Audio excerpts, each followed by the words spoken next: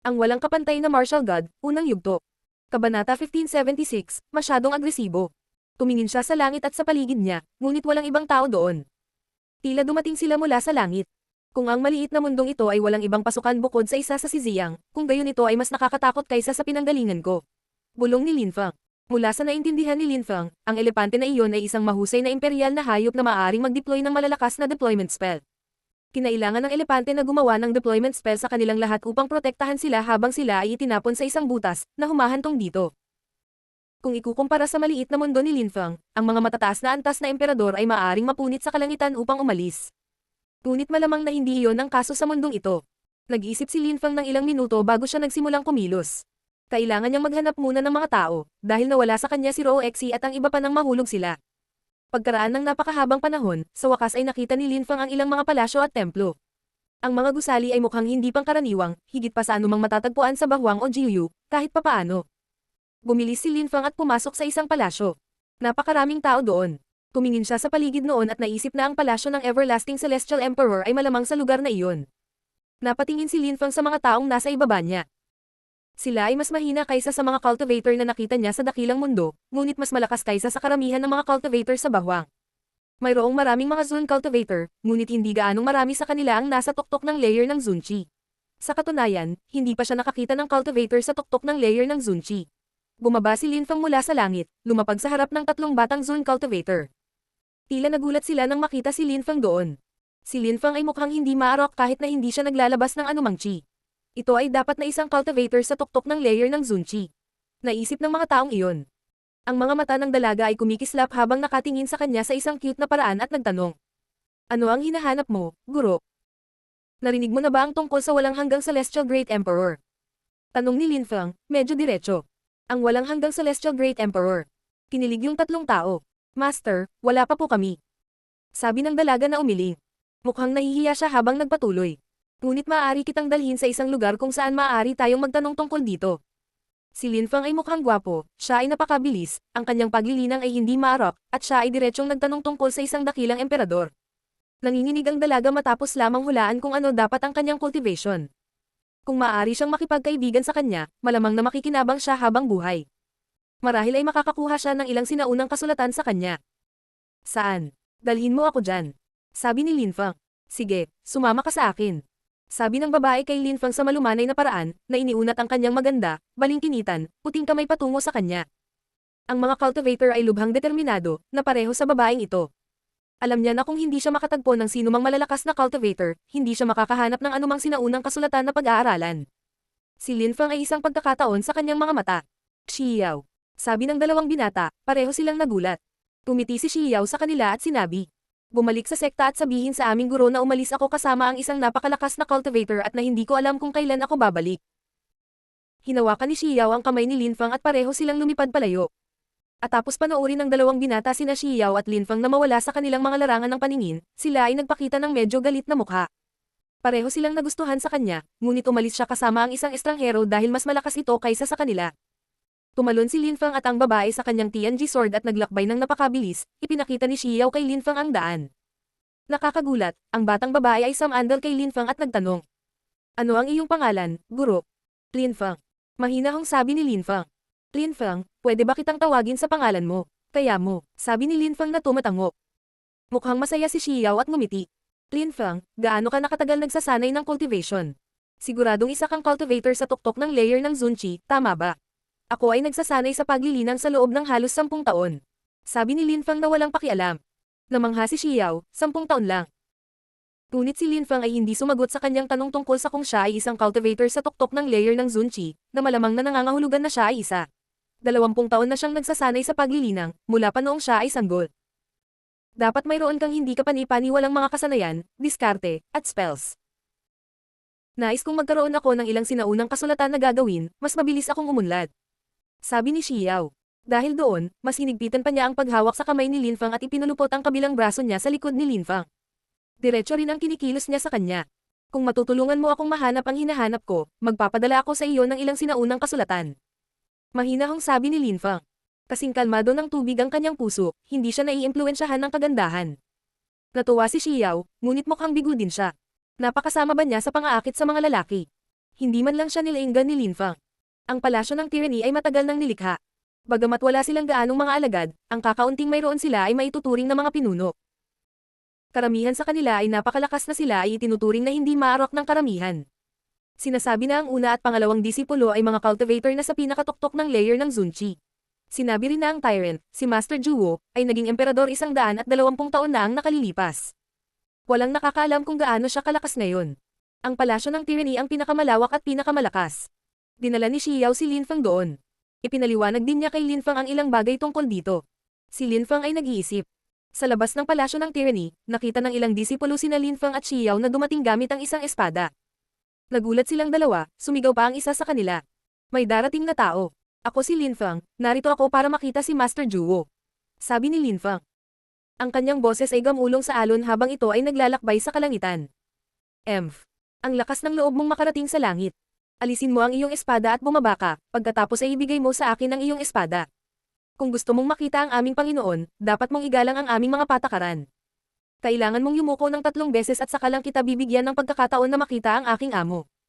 Sabi ng isang guard na nakasuot ng Daostro. Kumunat ang noo ni Lin Fang, anong uri ng mga patakaran iyon? Ibigay ang kanyang espada. Tautaw 3 beses. Isang oportunidad. Talaga, iyon ang mga patakaran, ngunit para sa mga malalakas na tao, palaging may mga pagbubukod. Kakausapin ko siya. Sabi ni Xiao sa mahinang boses. Tumingin siya sa mga taong iyon at sinabi. Kailangan nating magtanong sa iyong guro. Sana iyong maintindihan. Naglabas si Xiao ng singsing at ibinato sa guard. Nakangiti ang gwardya habang sinusulyapan ang singsing, pagkatapos ay sinabi niya. Kung gusto mong pumasok, kailangan mo pa ring ibigay sa akin ang iyong espada. Emph. Malamig na umungol si Lin Fang. Sinusubukan ng taong iyon na nakawin ang kanyang espada.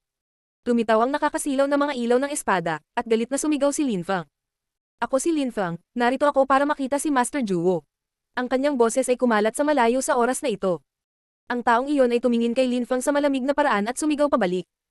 Gaano kalakas? Manggahas kang abalahin ng aming mga tao na nagsasanay sa paglilinang. Dapat gusto mong mamatay. Kumislap ang mga mata ni Lin Fang. Tumalon siya at nagpakawala ng puwersa na agad na pumaligid sa katawan ng taong iyon. Pagkatapos, sinabi ni Lin Fang sa malamig na paraan. Asar, nayanig ang lupa ng itinaboy ang taong iyon, dahilan para umubo ito ng dugo. Namutla ang mukha niya matapos niyang mabawi ang sarili. Tumingin sa kanya si Lin Fang ng masama habang sinasabi niya. Ang isang doorman ay naglakas loob na magsalita sa akin yan. Ang walang kapantay na martial god, unang yugto. Kabanata 1577, Dakilang Emperador ng Universo. Sa loob ng Palace of Tyranny, kumalat ang boses ni Lin Fang. Ang mga silweta ay tumaas sa hangin at lumipad papunta sa kanya. Nagulat si Xiao habang nakatingin kay Lin Fang. Hindi niya akalain na magiging ganoon ka-agresibo si Lin Fang. May nasaktan pa siyang tao sa labas ng palasyo at inistorbo ang lahat.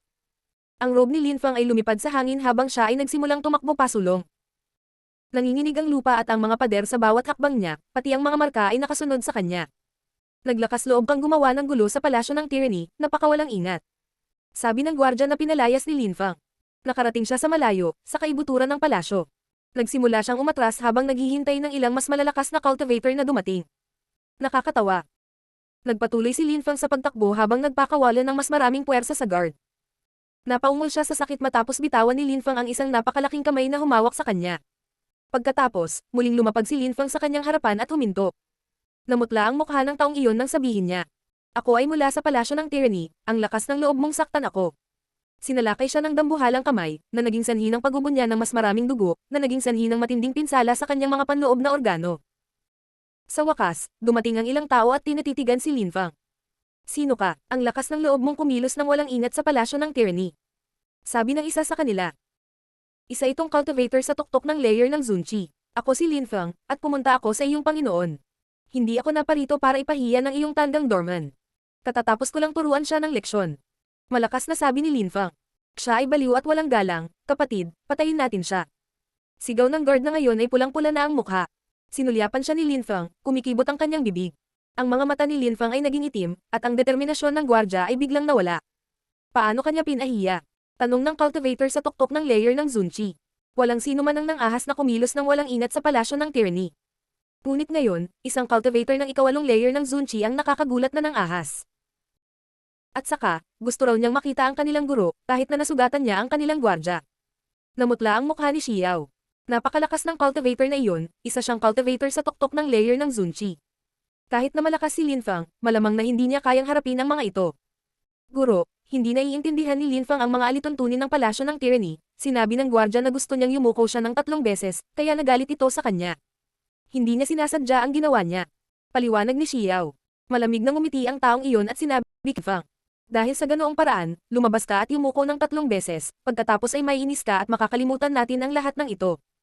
Si Xiao ay muling mukhang natulala. Alam niya na si Linfang ay hindi magkautaw, na nangangahulugan na ang mga bagay ay lalala. Bigla siyang nagsisi na dinala doon si Linfang. Sinulyapan siya ni Linfang sa malamig na paraan bago siya tumalon pasulong. Dalawang naglalakihang kamay ang lumitaw sa pagkakataong ito, naglalaman din ang mga ito ng nakakatakot na mga ilaw ng demonyo at puwersa. Ang cultivator na iyon ay ang pangatlong disipulo mula sa palasyo ng tyranny, ngunit kahit nasa kanyang katayuan, siya ay mukhang nakakatakot.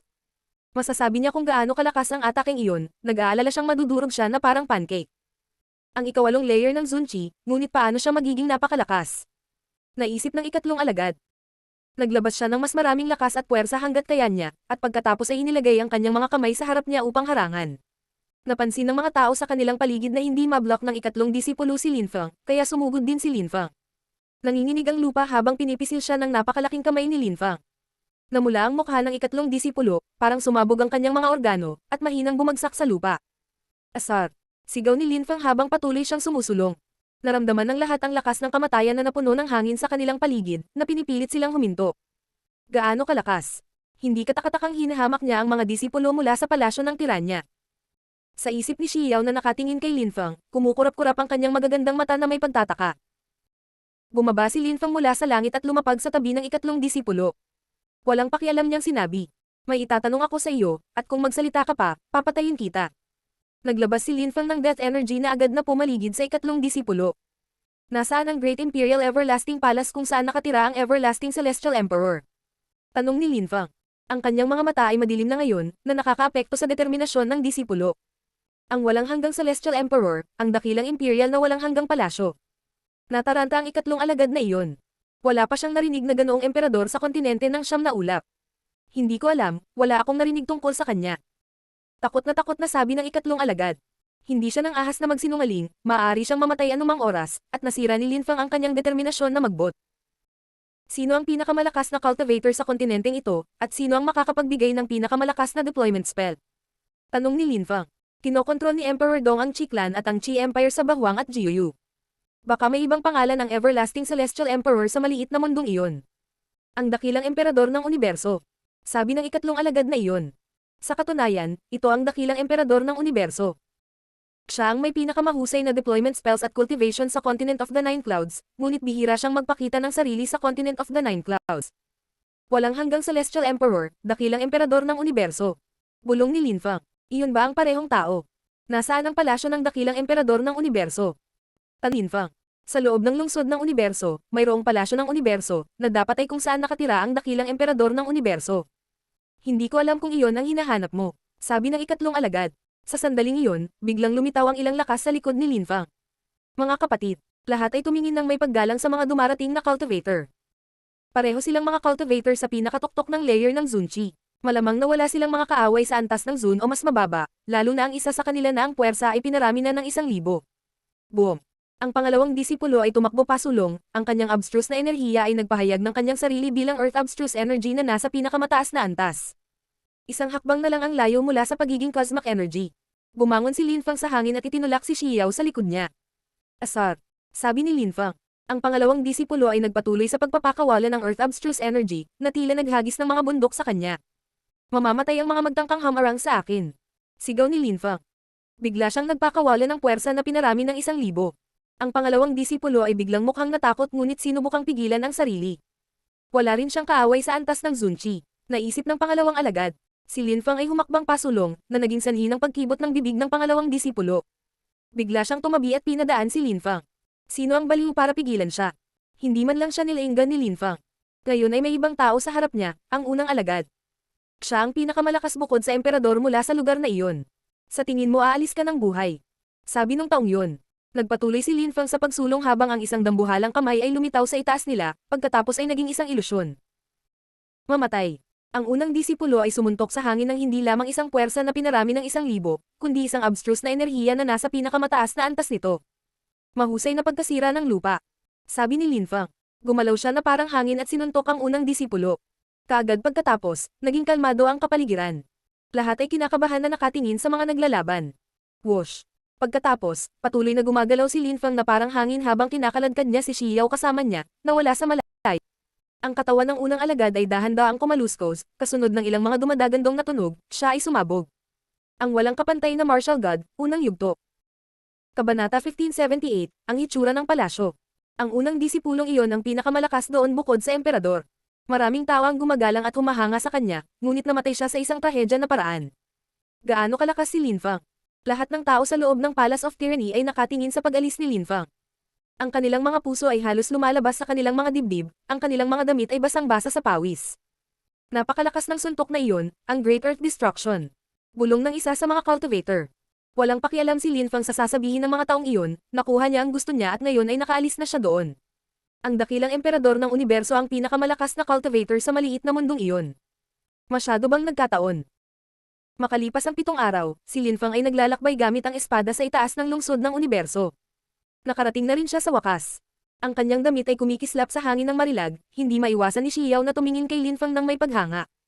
Sa kabuuan, hindi maintindihan ni Xiao si Linfang. Hindi niya alam na ang kanyang mundo ay isang maliit na bahagi lamang ng kontinente ng Siyam na Ulap. Ito ay isang maliit na mundo lamang na umiral sa milyon-milyong taon. Hindi rin niya alam na ang tunay na kontinente ng Siyam na Ulap ay talagang lampas sa kanilang mundo. Hindi lamang misteryoso si Linfang ngunit hindi rin siya sensitibo sa kanyang mga mata. Ilang beses na niyang sinubukang akitin siya, ngunit hindi ito umubra. Laming-galinga si Linfang sa paligid at napansin na ang mga tao doon ay tila mas malakas kaysa sa kung saan naroroon. Ang mga cultivator sa tuktok ng layer ng Zunchi ay normal doon, mayroon pang ang ilang mga emperador. Gayunpaman, walang pakialam si Linfang sa kanila. Siya ay dumating para sa dakilang emperador ng universo. Gusto niyang makita kung ito ba ang everlasting celestial emperor. Pumunta tayo sa mahusay na palasyo ng imperyo. Sabi ni Linfang. Pagkatapos ay nagsimula silang bumaba mula sa langit. Habang sila ay bumababa, isang Zun cultivator ang lumapit sa kanya at nagsabi. Kamahalan. Ang cultivator na iyon ay nag-inspeksyon kay Linfang, sa pag-aakalang siya ay malamang na isang cultivator ng tuktok ng layer ng Zunchi, nagpasya siyang kumilos ng magalang. Maaari mo bang sabihin sa akin kung nasaan ang palasyo ng universo? Tanong ni Linfang. Ang palasyo ng universo muli. Nagulat ang cultivator na iyon. Tumingin siya kay Linfang sa kakaibang paraan at nagtanong. Bakit mo sinabi iyon ng ganyan? Guro, maraming tao ang pumunta rito para sa palasyo ng universo, ngunit hindi ko alam kung bakit. Sabi ng taong iyon sa mahinang boses. Tinuro niya ang direksyon ng Palace of the Universe. Muling bumangon sa ere si Linfang, marami siyang iniisip na tumatakbo sa kanyang isipan. Hindi siya ang unang nakarating dito. Ang palasyo ng universo ay hindi matatagpuan sa gitnang bahagi ng lungsod ng universo, ngunit sa paligid. Mukha itong isang normal na kastilyo maliban sa hitsura nito na walang katapusan. Ito ay walang kapantay na malawak at matangkad. Ito marahil ang pinakamalaking gusali sa maliit na mundong iyon. Dumating si Linfang sa harap ng palasyo ng universo at bamaantong hininga. Ang walang hanggan ay nakasulat sa mga gintong titik sa pasukan. Ang dakilang imperial na palasyo. Iyon ang eksaktong parehong palasyo na nakita niya noong ginamit niya ang 5 platong walang hanggang tanso, ngunit ang ilusyon ay nagmukhang mas maliit. Walang hanggan. Tiningnan ni Xiao ang salita at naalala na hinahanap ni Linfang ang Everlasting Celestial Emperor. Ang Everlasting Celestial Emperor ba na si Linfang ay nagsasalita tungkol sa Great Emperor of the Universe? Nahanap ko na. Bulong ni Linfang. Ilang tao ba ang nauna sa kanya? Si Linfang ay biglang naliwanagan ng mga ilaw. Tumingin siya sa paligid at nakita niyang maraming tao ang nakatingin sa kanya. Nakilala pa ni Linfang ang ilan sa kanila mula sa napakalaking elepante. Pero kahit nakarating na sila, nakatayo pa rin sila sa labas, hindi nangangahas na pumasok sa loob. Nakakatakot ang mga deployment spell ng Everlasting Celestial Emperor. Ang kanyang deployment spells ay pumatay ng maraming tao. Kaya naman, hindi nila naisip ang pumasok sa loob. Naghihintay sila ng pagkakataon, tulad ng elepante. Siya yun. 2 tao ang nakilala si Linfang. Tumingon si Linfang at nakita si Lu Yao at ang isa sa mga binata na kasama ni Lu Yao. Akala nila ay mabilis sila, ngunit nagulat sila ni Linfang nang mas mabilis silang dumating. Gusto kong pumasok sa palasyo. Dapat hintayin mo ako dito, pero kung ayaw mo, umalis ka na lang. Sabi ni Linfang kay Xiao. Tumingin siya sa kanya at sinabi, Linfang, baliw ka. Ito ang palasyo ng dakilang emperador ng universo, ang mga tao ay takot na pumasok at gayunpaman, hindi ka nagdadalawang isip tungkol dito. Ano man ang iniisip niya, nagsimula nang maglakad si Linfang patungo sa palasyo. Nasa kanya ang makajos na kamalayan ng Everlasting Celestial Emperor, kaya kailangan niya itong subukan. Dahil ang dakilang emperador ng universo ay marahil ang walang hanggang Celestial Emperor, bakit hindi subukan? Ang walang kapantay na martial god, unang yugto. Kabanata 1579, Daan ng Buhay at Kamatayan. Hindi lang si Xiao ang nag-aalala, ang iba ay nagulat din. May plano ba siya? Sinasabing kinokontrol ng Everlasting Celestial Emperor ang 3,000 mahusay na deployment spells at 108,000 small deployment spells. Kaya niyang protektahan ang 10,000 bagay ng paglikha sa kanila. Kung ginawa niya ang mga spells na iyon sa loob ng palasyo, madali silang mamatay. Nasa labas na sila ng palasyo, kaya ba nilang maghintay doon ng tuluyan? Kanina pa sila naghihintay na may makapasok, at ngayon ay papasok na si Linfang. Kamahalan. Sigaw ng isang tao sa pagkakataong iyon. Huminto si Linfang at nakitang isang matandang lalaki na naka-purple robe ang kausap niya. Dahan-dahan siyang lumakad patungo sa kanya at ngumiti. Ang walang hanggang Celestial Emperor ay maaaring gumawa ng nakakatakot na deployment spell, ngunit nakalusot ka pa lamang hanggang sa ika-8 layer ng Zunchi. Hindi ka ba natatakot pumasok? Tiningnan siya ni Linfang sa kalmado at tahimik na paraan ngunit ngumiti. Alam niyang sinusubukan ng matanda na alamin kung saan nanggaling ang kumpiyansa ni Linfang. Guro, ang paglilinang ay maaaring mapanganib kung minsan, ngunit dahil ang walang hanggang Celestial Emperor ay nag-iwan ng hindi pantay na kayamanan dito, kailangan kong subukan. Lalo na kung paano ako nandito na. Mahinahong paliwanag ni Linfang. Ayos lang, hindi ko akalain na may mga ganoong katapang na binata sa mundong ito. Susundan kita. Baka matulungan natin ang isa't isa. Nakangiting sabi ng matanda. Sa mga mata ni Linfang, sinusubukan lamang ng matanda na linta. Kung gusto mo, Master. Sabi ni Linfang na hindi nababagabag. Mauna ka muna. Ikaw muna, susundan kita, para maprotektahan kita mula sa likuran. Walang pakialam na sabi ng matanda. Tumanggo si Linfang at ngumiti. Pagkatapos, nagpatuloy siya sa paglalakad. Alam niya na ginagamit lang siya ng matanda bilang guinea pig, ngunit ang cultivator na iyon ay isang emperador, at hindi alam ni Linfang kung gaano siya kalakas.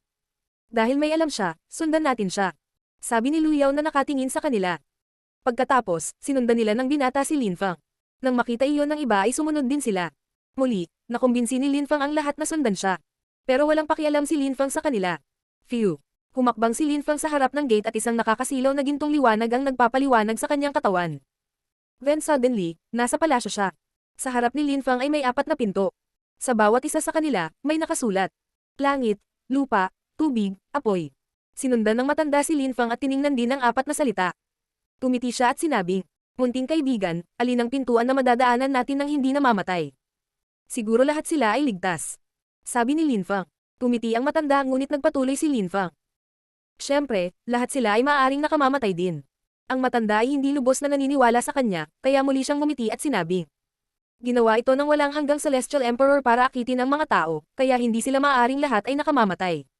Alin ang tama, munting kaibigan? Alin man sa kanila? Sabi ni Linfang na walang pakialam.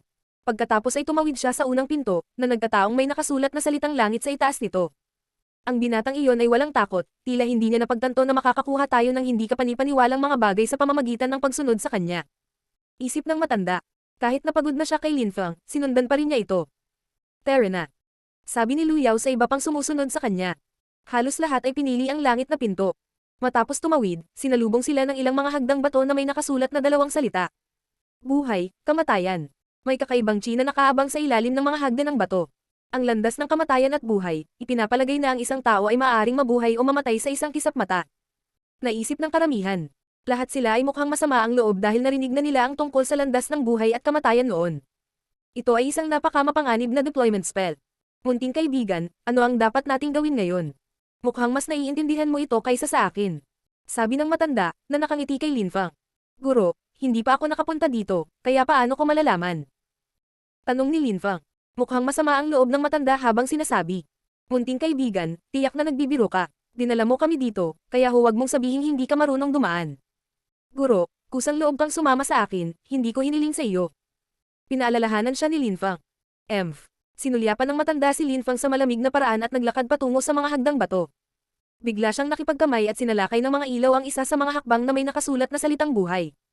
Sa isang iglap, pinalibutan ng mapanirang liwanag ang mga hagdan ng bato at tumagal ito ng 3 segundo bago ito nawala. Ang mga ilaw na iyon ay maaaring madaling pumatay ng isang tao. Dahan-daang lumingon ang matanda at ngumiti kay Linfang. Munting kaibigan, hindi mo ba nakita? Pangunahan mo pakiusap. Kumunat ang noo ni Linfang. Kahit alam niya kung paano lampasan, ginagamit pa rin siya ng matandang iyon ng ginipig.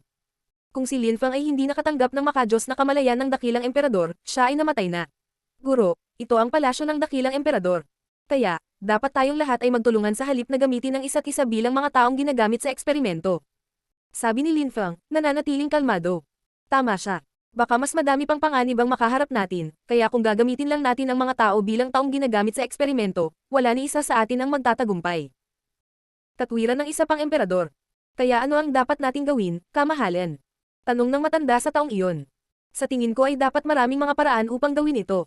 10 kamatayan at walang buhay, iyon ay lumakad sa kamatayan ng mga hakbang na bato lamang, pagkatapos ay maaari mong matapakan ang 9 na kamatayan at 1 buhay, at iba pa. Sinubukan mo lang ang isa, ngunit hindi pa namin susubukan ang iba pa, mahinahong sabi ng emperador na iyon. Pagkatapos, binomba nila ang isang Deathstone step at nalaman nilang walang nangyari. 10 kamatayan, walang buhay. Katwiran ng taong iyon. Ipinagpatuloy niya ang pag-atake sa lahat ng hakbang ng Deathstone, gayunpaman, sa sandaling inatake niya ang ika-10, ang mga mapanirang enerhiya ay sumibol sa hangin. 9 deaths, 1 life. Iyon lang ang posibilidad. Dahan-daang sabi ng emperador. Sinubukan niya ulit at gumana. Dapat may paliwanag sa deployment spell. Isip ni Lin Feng, na sumulyap sa emperador.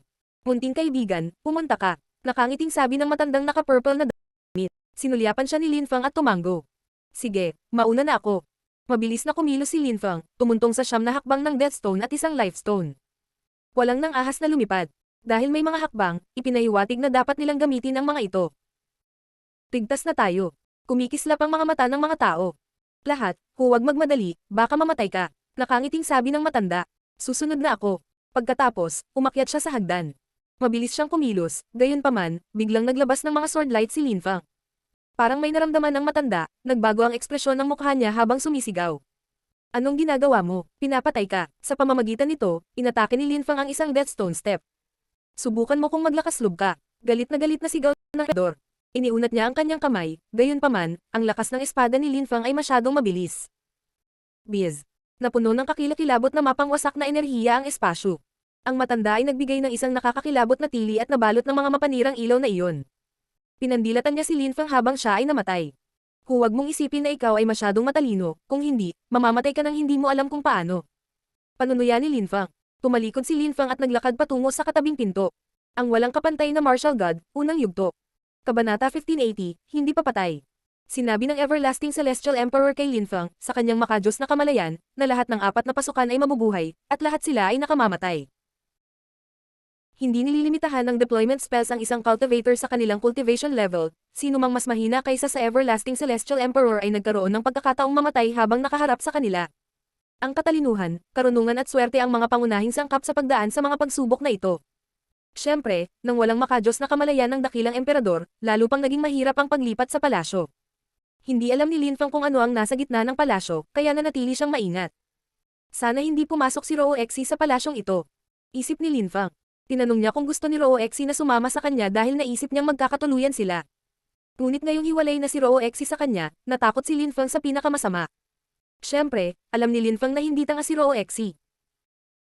Gusto ni Roo Exi na magkaroon ng karanasan, kaya mas inuna niya ang mga kayamanan ng Everlasting Celestial Emperor kaysa sa iba sa kanila. Gamit ang makadiyos na kamalayan bilang susi, walang problema si Lin Feng sa pagtawid sa ilang pinto, at sinundan siya ng lahat. Hindi nila alam na hindi kailangan gumawa ng espesyal na bagay si Lin Feng para makatawid sa kanila. Ang mga taong iyon ay kawili-wiling nagulat sa kanayan. Si Lin Feng ang kanilang gabay, at sa kabutihang palad, tila wala siyang pakialam sa kanila habang sumusunod sila. Dapat siya ay matalino. Isip ng emperador na napagkasunduan niya noon. Ang lugar na iyon ay tila walang katapusan. Hindi nalampasan ni Lin Feng ang lahat ng pinto sa pinakamabilis niyang bilis, inabot siya ng kalahating araw bago makarating sa gitna ng palasyo. Sa wakas, dumating siya sa harap ng huling pinto na nakita niya sa kanyang mga alaala. Dumating si Lin Feng sa harap ng pinto at nakita ang ilang salita sa kanyang harapan. Ang earth at ang langit, isang talon, isang bundok, mga bangin, isang tuktok. Iyon ay. Si Lin Feng ay namangha. May nakaupo ding naka-cross-legged. Hindi sila humihinga, hindi tumitibok ang kanilang puso, para silang estatwa sa lahat ng paraan maliban sa kanilang hitsura sa buhay-buhay. Iyon ang parehong taong nakita ni Lin Feng mula sa makadiyos na kamalayan. Ang walang hanggang Celestial Emperor. Makadiyos na kamalayan. Isip ni Lin Feng. Naramdaman niya ang paggalaw ng kanyang makadiyos na kamalayan. Pagkatapos ay lumabas ang isang liwanag mula sa kanyang ikatlong mata. Ang susi ng makadiyos na kamalayan ay lumipat patungo sa Everlasting Celestial Emperor at tumagos sa kanyang ikatlong mata. Iyon. Nanginginig si Lin Feng. Bumangon si Lin Feng sa himpapawid at dumaong sa tuktok. Gusto niyang mapalapit sa walang hanggang Celestial Emperor. Boom! Isang nakakatakot na lakas ang bomb alert sa katawan ni Linfang, kaya lumipad siya palayo. Ang mga mata ni Linfang ay puno ng matatalim na ilaw. Nakakatakot ang deployment spell na iyon, napigilan siya nitong makalapit kanina. Iyan ba ang aktual na katawan ng Everlasting Celestial Emperor? Ang layunin ba niya ay ibalik sa kanya ng mga tao ang kanyang makajos na kamalayan? Isip ni Linfang. Bumangon muli si Linfang sa ere habang binibigyang pansin ang katawan ng Everlasting Celestial Emperor. Lahat ay nakatayo sa likod ni Linfang na nagtataka kung sino ito. Kilala mo ba siya? Tanong ng emperador mula sa mga bato ng buhay at kamatayan. May isang malakas na deployment spell sa kanyang katawan at ito ay hindi nakikita. Inactivate mo ito kaya inatake ka nito. Kung hindi ako nagkakamali, iyon ay ang Everlasting Celestial Emperor. Alam ko na na-activate ko ito. Sabi ni Linfang. Kung iyon talaga ang Everlasting Celestial Emperor, kung gayon ito ay dapat na isang halimaw ng isang palaisipan. Bulong ng emperador. Pagkatapos ay naglabas siya ng 3 Everlasting Bronze Plate. Biglang may lumabas na ulap mula sa kanila at lumipat patungo sa pisikal na katawan ng Everlasting Celestial Emperor. Kung nasa iyo ang lahat ng Everlasting Bronze Plate, kung gayon ang makajos na kamalayan ng Everlasting Celestial Emperor ay maghihilom. Sabi ni Linfang. Tingnan mo ang bundok na iyon. Sabi ng emperador, na may itinuro. Lahat ay gumagalaw.